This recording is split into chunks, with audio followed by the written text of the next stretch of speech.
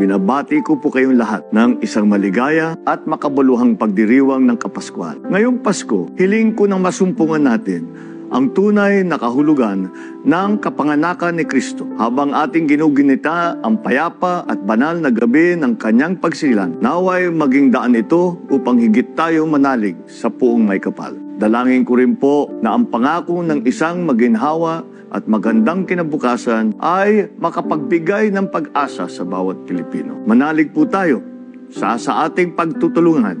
Matutupad natin ang pangakong ito. Higit sa lahat, buksan natin ang ating mga puso sa diwa ng pagkakaisa. Naway ang ligaya at saya nitong Pasko ang siyang maging bukal ng lakas upang patuloy tayong magsikap para sa ikabubuti ng ating minamahal na bansang Pilipinas. Muli, isang maligaya at makabuluhang Pasko sa ating lahat.